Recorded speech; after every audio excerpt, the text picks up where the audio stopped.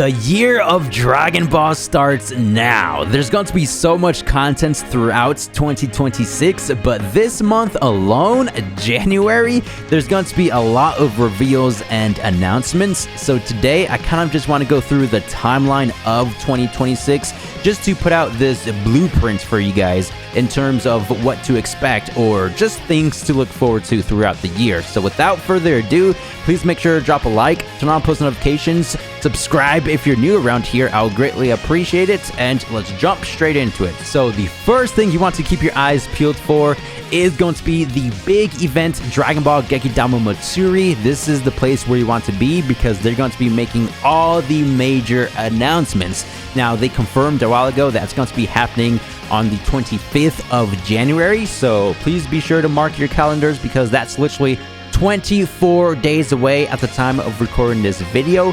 They also confirmed that they're going to be live streaming all the major stages on the official Toei Animation YouTube channel.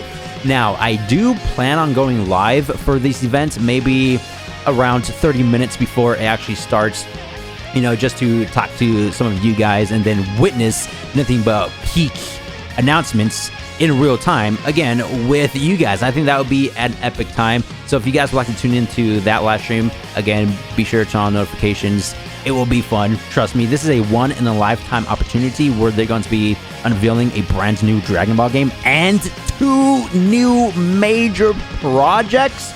So if we go over here to the Gecko Daima Matsuri website, they confirmed this ages ago, just doing this slight recap. Around 10 o'clock, do keep in mind this is going to be the Japanese time zone. We're going to be getting the exclusive project announcement part 1, and then around 13 o'clock, we're going to be getting the part 2 exclusive announcements. Now, if we go ahead and click on the speaker category that we have here, the guest information, of course, we have the legendary Masaka Nozawa, voice of Goku, and the executive producer Akio Uyoku, who's kind of like the head honcho over at Capsule Corporation. He does a lot for the anime and Dragon Ball video games, so it's going to be a pretty major announcement for sure. I've been seeing a ton of talks, just speculation of course, about what these 2 major projects could be. Maybe the return of the Dragon Ball Super manga with Korotaro, continue that storyline, which would be nice, right? Because it's kind of been on a hiatus for the last couple of years. Or maybe a potential new Dragon Ball Super movie, which I'll be honest, I kind of want that to be one of the projects because I do love the Dragon Ball films. I mean, I remember when they first brought back Dragon Ball, like in the 2010 era, 2013, I believe, with Battle of Z, saw that in theaters, and then Resurrection of F, saw that in theaters, and then, a couple years after that, we got the DBS Broly movie, and then the superhero. Great times for sure. This is why I want another one. And then usually when they do make a movie, we'll get all the additional content over to the ongoing Dragon Ball games, right? So movie, the continuation of the Dragon Ball Super manga, or maybe just bring back the anime, Dragon Ball Super 2. Now, I'm not entirely sure if that's possible. To be honest, I'm just trying to keep my expectations extremely low. They do have material to go off of the manga, right? The Galactic Patrol arc with Moro and True Ultra Instinct Goku, kind of like that Susanoo UI Goku form as well. And the Granola arc with Frieza Black, Ultra Ego Vegeta. They have a ton of content. Now, I know the other 2 sagas after the Moro and Granola arc, well, one of them specifically, the Goten and Trunks saga, is that a real arc or is that like a side quest type of thing? So that might not be like a full in-depth saga. It could be, right? With the anime, they usually do a bit more storytelling, I guess.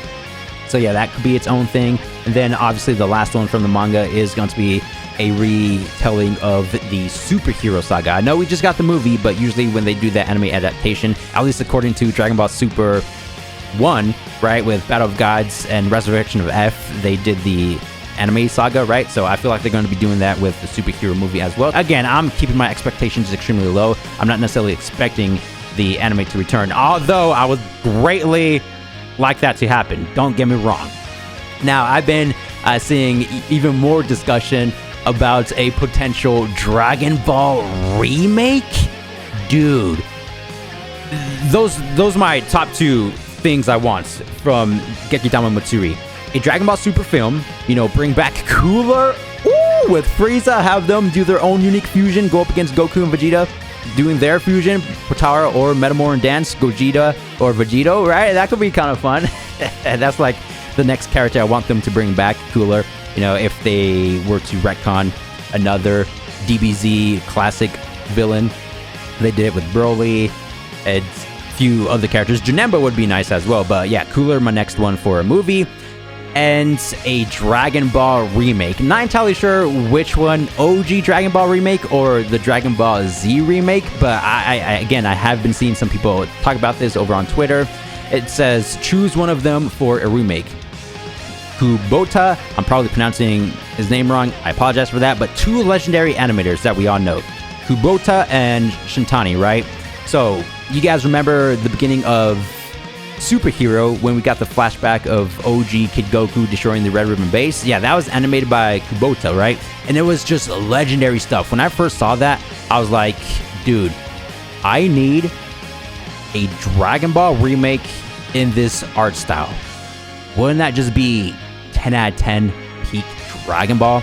In my personal opinion, I think so. And then it happened again with Dragon Ball Daima. You guys remember at the start, or episode 1, we got the flashback of Dragon Ball Z. Yeah, same animator, I believe. Correct me down below if I'm wrong. Kubota, right? And when I first saw that, I was like, dude, I need a Dragon Ball Z remake in this style. Now, don't get me wrong. Shintani, which is what we have here on the right side, it's like a comparison of the 2 animators. The one on the right, by Shintani. I wouldn't mind if we got an OG Dragon Ball remake or a DBZ remake with the Shintani art style as well, because you can't go wrong with either one, in my personal opinion. But if I had to choose one, definitely Kubota. I just like that style a bit more. But again, both legendary animators. We need that remake. That's all I'm trying to say. So comment down below what you guys think the exclusive announcements are going to be. It's going to be major. I know that for a fact. Now, going over to the new game announcements. This is something that the official Dragon Ball Games Twitter, tweeted out saying, hey, tune into this event, new Dragon Ball game. We all know how much you guys like Dragon Ball games. This is going to be a big one. So tune in, don't miss it. You know what I mean? That's the vibe I'm getting from this tweet over here. Could it be a potential Dragon Ball Xenoverse 3? You guys know me. That's my most anticipated. I can barely speak. That's my most anticipated Dragon Ball game of all time is Xenoverse 3. Yes, sir. Let's say if it's not Xenoverse 3, most likely not. Again, I'm just reiterating myself at this point. I would like to see a new genre type of Dragon Ball game. Something I've talked about before. They made the asymmetrical Dragon Ball The Breakers, then they made the MOBA Dragon Ball Gecko Squadra. I would like to see a Battle Royale Dragon Ball game, because My Hero Ultra Rumble, that's currently a thing, and it's popping right now. It's extremely fun. If you haven't played it, I highly recommend it. Imagine a Dragon Ball version of that, but 10 times better. Dude, that's all we need. But if not a new genre Dragon Ball game, let's say if they bring back an older title, because they did bring back the Budokai Tenkaichi franchise with Sparking Zero, I want them to bring back the classic and iconic Budokai series. You guys remember Budokai 1, 2, 3, and Infinite World? Imagine a 2026 modern day 2.5D Dragon Ball game. Stop playing, bro. That would be top tier stuff for sure. So leave your thoughts and comments down below. I would love to read what you guys have to say. What's the Dragon Ball game you guys would like to see them announce here? If we do click on the speaker tab, once again, the guest information, of course, the executive producer Akio Ioki will be there, as well as the legendary artist Hironobu Kageyama, and the Dragon Ball game's general producer Masayuki Hirano, who will of course be making the new video game announcements. Now, if you don't know who this person is, he was the first and original producer for Dragon Ball Xenoverse 2. So when this information first dropped, we were like, oh, new video game? Masayuki Hirano is returning Xenoverse 3. But no, that's not the case, because he's the general producer, kind of like the overseer of all Dragon Ball games. He got that promotion, well deserved, so shout out to him. Yeah, again, just don't expect a Xenoverse 3, please. Even though that's my most anticipated game, and I know that's a lot of your guys's as well, it could happen. A 0.0000000 minus 1% chance of it happening, but you know, that's like barely. That's not a good percentage. Hey, it's going to be another Dragon Ball game, so we're going to be playing it here on the channel. It's going to be a fun time, nonetheless. Correct? Now, I'm sure you guys remember Dragon Ball Sparking Zero. Hopefully, because the game came out what, 2 years ago now, last year or something like that. They dropped this tweet confirming that there's going to be more information and DLC dropping January 2026. Right? We can put 2 and 2 together. Dragon Ball Gecko Daima Matsuri is also in January, so they're going to be dropping that new DLC information / announcement over at this panel as well. I mean, the producer Junifer Utani is literally right here, so I would like to see a Season Pass 2. Season Pass 1 just concluded with the 3 DLCs. We got the superhero, the 2 Daima packs, right? They do well in the category department, obviously, with the animations, attacks, combos. We need them to add a little bit more, right? More story missions, add other characters, or just new game modes. That's like the best one, in my personal opinion, for Sparking Zero. Add new game modes and new stages, dude, and then we'll have the complete Budokai Tenkaichi experience, because we have a plethora of characters. Now, again, they will be adding more characters, but I just would like to see more stuff in the game, you know, as a whole. And that's basically it for January, right? Oh, of course, if you do play Dokkan Battle, Legends, and even Gekishin Squadra, yes, they'll have their own panel over there. Now, I have been paying attention a little bit more to Dokkan Battle and Legends, because the reveals are top tier, not going to lie, with the animations they've been dropping. Don't necessarily play the games, but, you know, I always just like to sit back and relax, see what they have do reveal next, you know? Everybody goes crazy in the community. It's always a fun time. Dragon Ball related at the end of the day, you know what I mean? And then Fusion World, Super Divers, that could be cool, because they also have epic character animations. And then weekly Dragon Ball news, and then the special live stage. So again, that's it for January. The following month, February, once again, the year of Dragon Ball, there's going to be this pop-up tour around the USA. They're going to be visiting 5 different locations. First stop, Illinois. Second stop, New Jersey. Third stop, Florida. Fourth, Texas. And 5th, California. Now, they do have like this small video over here. It's kind of like a mini Dragon Ball Con, I guess you could say, where you just get to play the Dragon Ball games, the card games, you know, purchase things, you take photos with Dragon Ball statues, turn Super Saiyan, stuff like that. I don't think they're going to be revealing anything in terms of, you know, like anime or video game announcements. It's just a fun thing. They are trying their best to branch out across the USA, you know, with the 5 different locations they have here, with the east side, west side, stuff like that, central. All this going to be starting February, probably branching out to the following months because of the 5 different stops. But next we have on the list that you should be looking forward to is Dragon Ball Z Kakarot Daima DLC Part 2. Part 1 was great. It only went up to episode 8 with Super Saiyan Mini Goku and Tamagami 3 Showdown. This one's going to be all about Super Saiyan 3 Mini Vegeta versus Tamagami 2 and Super Saiyan 4 Mini Goku, as well as Super Saiyan 3 Mini Goku versus Goma, right? So that's going to be a nice DLC. Hopefully they do include the final episodes of Daima, which I'm assuming they are, since there's only the 2 Daima DLCs confirmed. Why wouldn't they include the rest of Daima? But it kind of just seems they're going up to the 4 Mini Goku fight versus Goma, right? There we have Majin Buu versus Goku. We don't have too much details just yet, well, besides the gameplay that they dropped a couple weeks ago, as well as this trailer. But in regards to the release window, all we have is early 2026. If we do go to the Steam page, January, February, or March, also known as Q1 of 2026. My prediction, I've said before, I think it's going to be dropping somewhere around February. It could even be, you know, late January, later this month. But I do think February fits the timeline a bit more. If we get it sooner, then that's great. I ain't complaining. But that next trailer should be dropping this month as well, whether it's the launch trailer or just the Super Saiyan 4 mini trailer, since they did tease them at the end of this one here. So the next one should be Super Saiyan 3 Mini and Super Saiyan 4 Mini Goku. That's going to be a great time. Yeah, DBZ Kakarot, always fun. So definitely look forward to that. Going to be creating content here on the channel. Beyond DBZ Kakarot, we do have the Xenoverse 2 video game. Of course, Chapter 3 just ended. That came out October. So if we're following the pattern, around 6 or 7 months, we'll get the next DLC, which is Future Saga Chapter 4. Dude, Chapter 3 was the best within the Future Saga, right? So Chapter 4 is just going to be even better in my personal opinion. Something similar to DBZ Kakarot, don't necessarily have too much information. Well, we have more information for Kakarot, but in regards to the release window, all we have is coming 2026. Actually, it could be around April time, you know, because going back to what I just said, every 6 months or so, that's when we get the next DLC.